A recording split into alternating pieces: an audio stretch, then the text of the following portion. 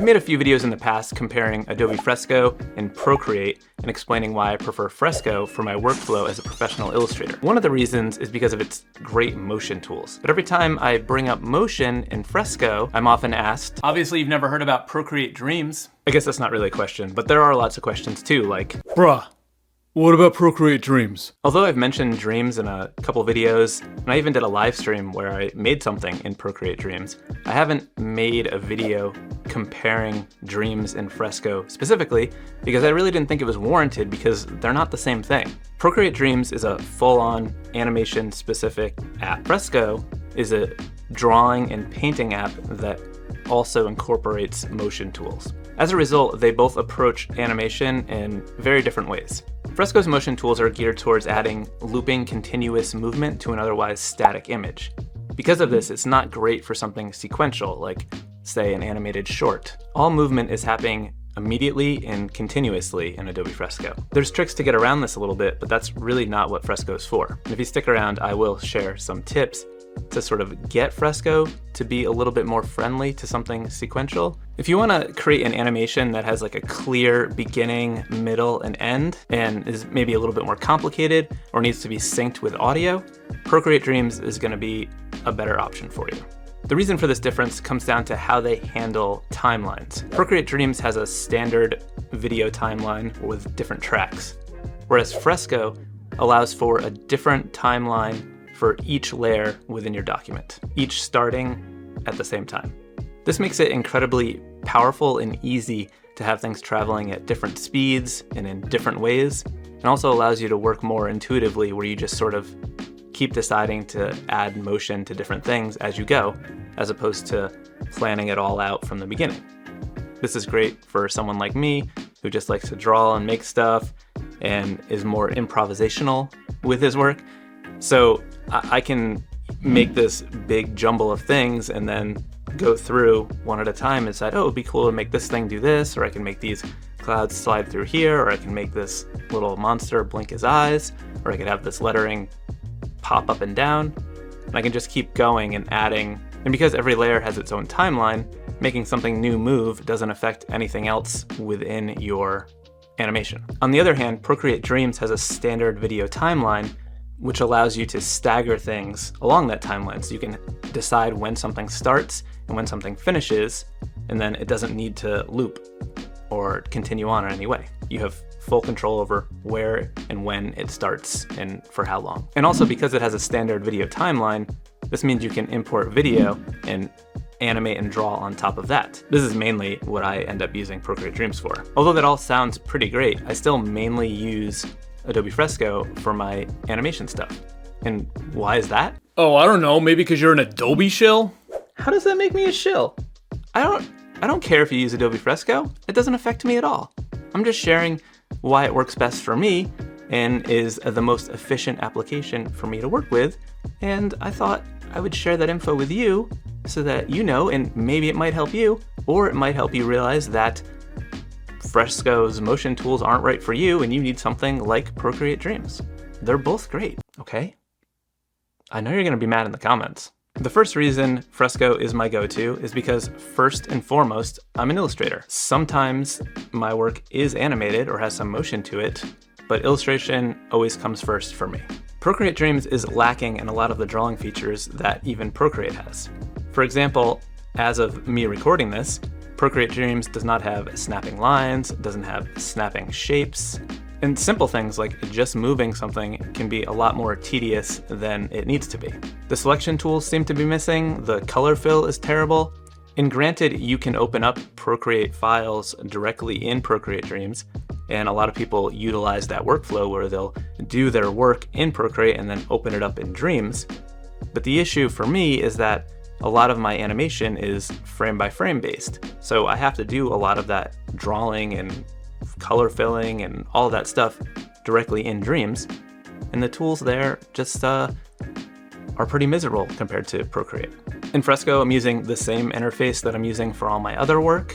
All the tools are there and everything is just streamlined and comfortable.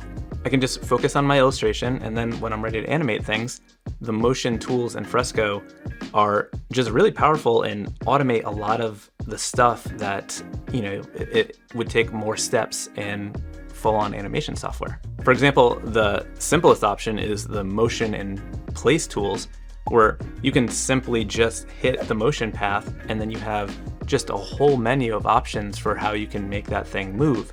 You could have something spin, you could have it grow and shrink, you could add multiples, and you could draw a tiny little star and fill a sky with just twinkling stars in a matter of seconds. It's crazy. You can draw a path for your object to follow along, and then you've got just a whole slew. A slew? Is that a word? What does slew mean? I think it just means a lot. A whole bunch of options and settings for how your object moves along that path, and you may be screaming, but Procreate Dreams has the perform feature. Listen, I know, the perform feature is great.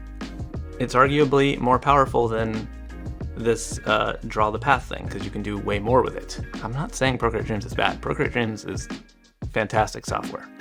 I'm just talking about the reasons Fresco is better for me.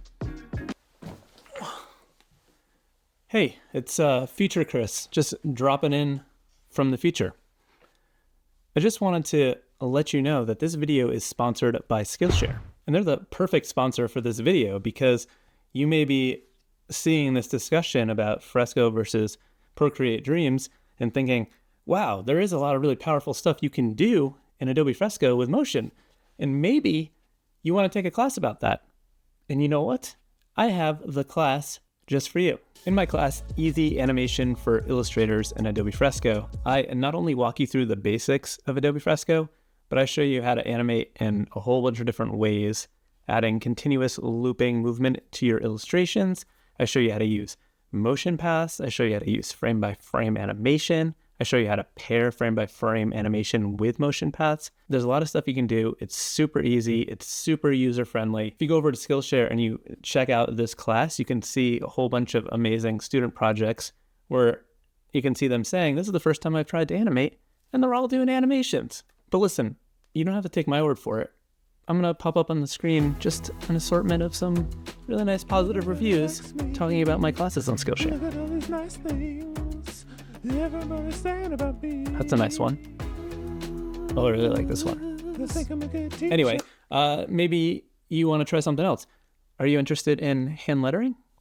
What about my class, An Introduction to Illustrative Lettering? In this class, I go over typographic fundamentals. I show you how to start stylizing and playing around with letters. This class has stuff for the beginner who's never done anything with lettering, all the way to someone who's gotten a lot more comfortable with lettering but wants to sort of evolve their work, make it a little bit tighter, make it a little bit more playful, a little bit more adventurous. Check out some of these amazing projects from students in my class. Can you believe it? So good. If you don't already know about Skillshare, it is the largest online platform for creatives with just tons and tons of amazing classes on things like illustration, photography, video, design, productivity, music. There's everything on there. So much stuff. It's incredible. So many of the teachers on Skillshare are people that are just at the top of their game, just creative giants in the field, making amazing classes for you to take. We got people like Lisa Congdon, Kate Bingham-Burt, John Bergerman, Tom Froese, Kirk Wallace, Andy J. Pizza, Jesse Ledoux, Abby Lossing, Mary-Kate McDevitt, Aaron Draplin. There's so many. There's me too. Did I mention I have classes on there? It is a treasure trove.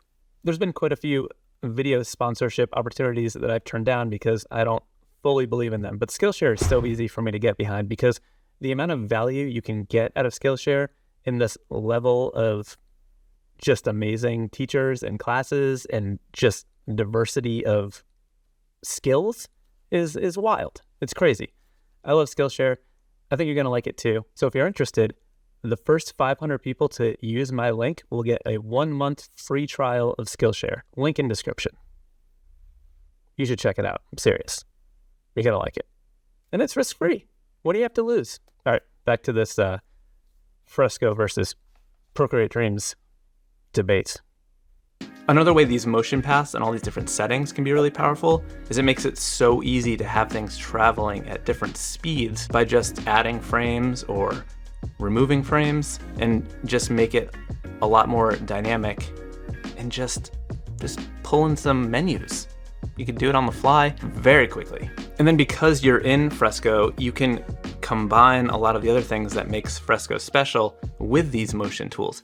For example, the multicolor swatch thing, I did a video a while back about reviewing a bunch of Apple Pencil tips, and I wanted to make some motion graphics with just a whole pile of Apple Pencil tips raining down from the sky. And this was so easy in Fresco because I just made a brush of that Apple Pencil tip, put a motion path down, and then added multiples and scattered them, and they just poured down into the scene.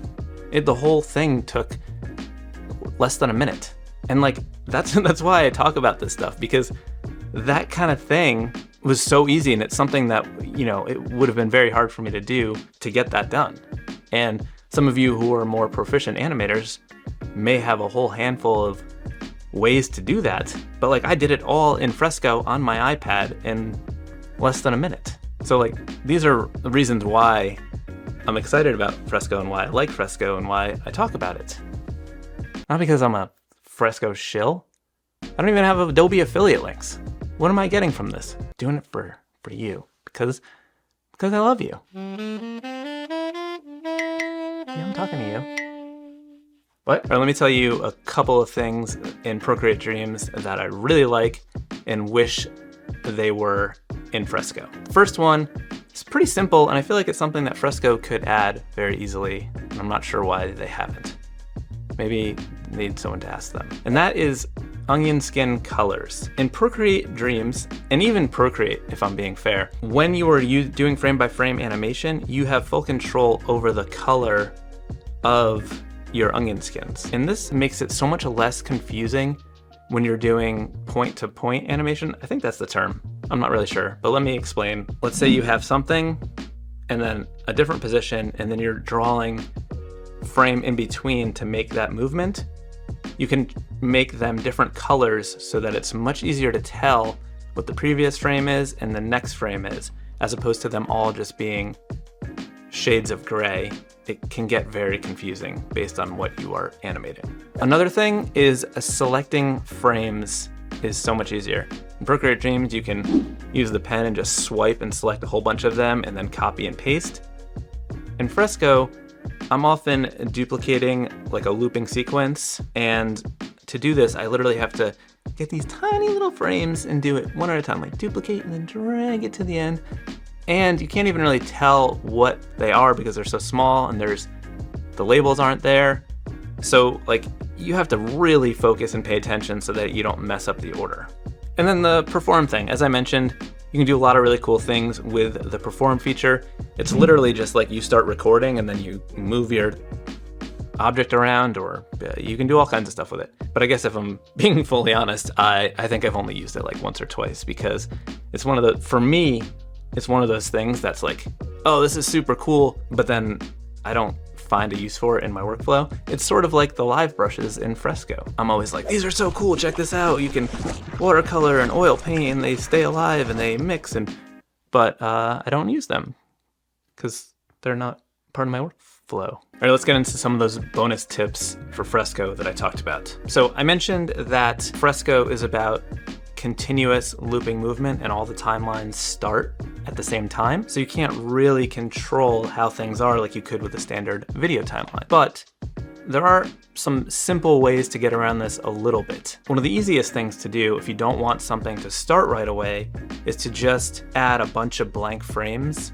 before your movement, and you can add as many as you need until you get to the point where you want it to start. Although this can be a little tedious, if you're just adding blank frames, it's not really that big of a deal. One important thing to be mindful of when you're working in Fresco and every layer has its own timeline, your timelines need to be divisible by the same amount of frames so that they stay in sequence. For example, if you had a 3-frame loop and then you had another layer that had 4 frames, your 3-frame loop would go through once, and then start over at the point when the other one is ending. And then that one would start over, and then they would be one frame off. And then that would continue, and they'd get more and more off. When you are using the path tools where you can control the speed and you add or subtract frames, this is the part where I think people get confused because they're not paying attention to that amount. When you go in and add frames, you'll see a number. So just use that number to be divisible. Another bonus tip that I get asked about a lot: if you're posting on Instagram and you cannot post an animated GIF, in the export options, you can choose how many times it loops and just make it as long as you want it to be. If you're using Fresco to create some motion graphics that you're gonna put over video, I found the best way to do this: when you export, choose motion, and then choose a PNG sequence, and then import that into your video. This is very straightforward in like Premiere and Final Cut, probably in DaVinci Resolve too. I have a video where I walk through that process. I will put that in the description so you can check that out. I'll also put a link to a motion in Fresco playlist that will go over all of these different tools if you want to learn more and see what's possible, and also just discover how easy it is to start adding movement to your work. I think that's one of the biggest strengths of Fresco, is it's so approachable for someone who doesn't have any animation skills at all. You can easily make something move, and it feels like magic. So let me just apologize ahead of time for those of you who will be upset about this comparison. You may be sitting there thinking, what is he talking about? Why would anyone be upset about this? Just check out the comments, my other Fresco Procreate videos. Gets a little wild out there. Anyway, I mentioned that the motion tools were one of the reasons why I prefer Fresco to Procreate. If you want to know all the reasons, you should check out this video that goes into detail about why I prefer Adobe Fresco over Procreate, which was the inspiration for this video because of so many comments saying, what about Procreate Dreams? All right, it's been a good talk. Thank you so much. I'll see you in the next video. Bye.